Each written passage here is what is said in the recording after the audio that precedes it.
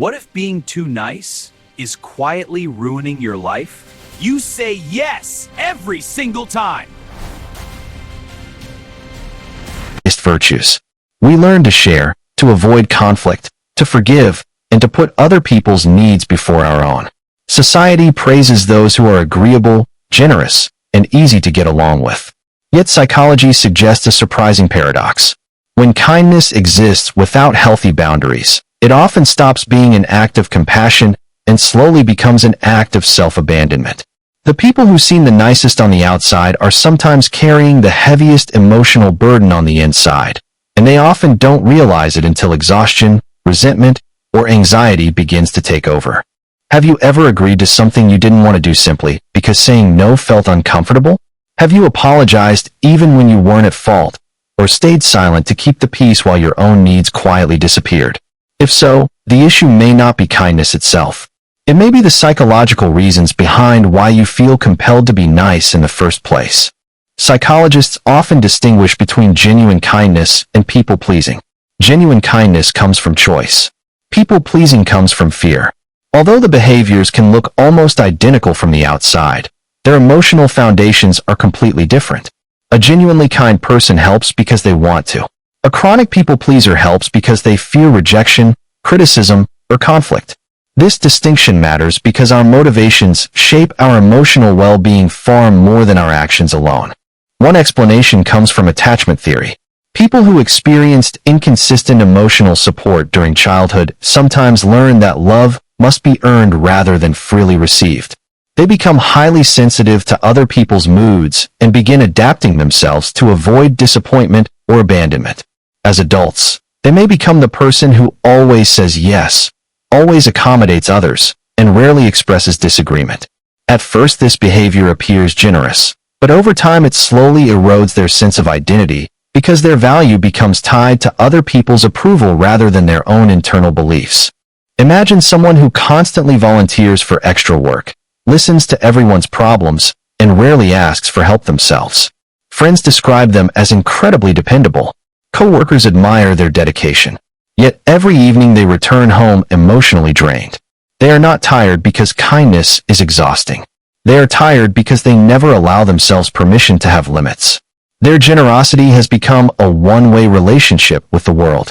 Another psychological pattern involves conflict avoidance. Many overly nice people unconsciously associate disagreement with danger. They may have grown up in environments where conflict led to punishment, instability, or emotional withdrawal. As a result, their nervous system begins treating even ordinary disagreements as threats. Saying no feels far more stressful than sacrificing their own comfort. Unfortunately, avoiding every conflict does not create healthier relationships. Instead, it often creates invisible resentment that slowly builds beneath the surface.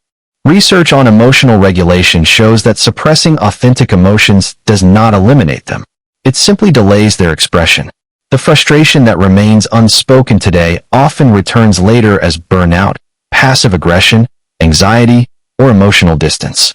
Ironically, the person who tries hardest to keep everyone happy may eventually feel disconnected from the very people they have spent years trying to please. There is another hidden consequence that receives far less attention. When someone is always agreeable, others often stop seeing them as an independent individual. Healthy relationships require honesty, preferences, and boundaries. If every opinion changes depending on who is present, people begin interacting with a carefully managed version of the person rather than their authentic self. This can create an unexpected loneliness. You may be surrounded by people who appreciate your kindness while feeling that almost nobody truly knows who you are. This does not mean kindness is a weakness. In fact, studies on compassion consistently show that empathy strengthens relationships, improves well-being, and increases life satisfaction. The difference is that healthy compassion includes yourself. Self-compassion and compassion for others are not opposites. They grow together. The healthiest individuals are often both generous and capable of saying no when necessary. They understand that protecting their own emotional energy allows them to continue helping others without losing themselves. Think about someone who calmly declines an invitation because they need rest, or respectfully disagrees with a friend without feeling guilty afterward. They are not less caring. They simply recognize that boundaries are part of genuine respect. A relationship that depends on endless self-sacrifice is not built on connection. It is built on imbalance. Perhaps the deepest irony is this. Many people spend years believing they must become more likable to be accepted, while psychological research suggests that authenticity often creates stronger relationships than perfection.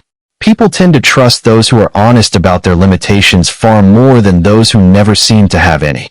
Vulnerability, reasonable disagreement, and clear boundaries communicate confidence, not selfishness. So if you recognize yourself in these patterns, don't ask whether you should become less kind. Ask a different question.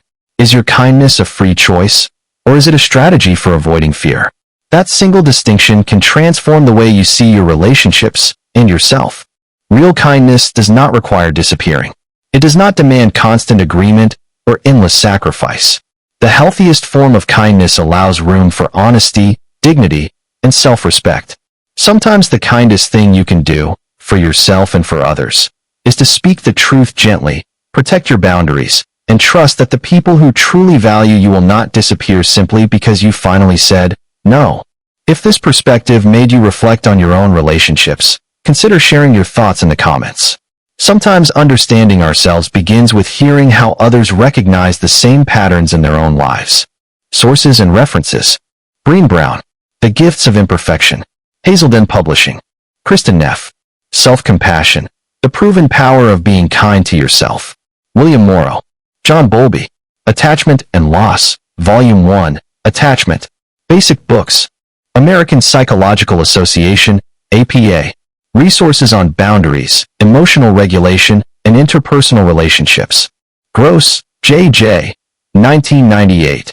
The Emerging Field of Emotion Regulation, an Integrative Review.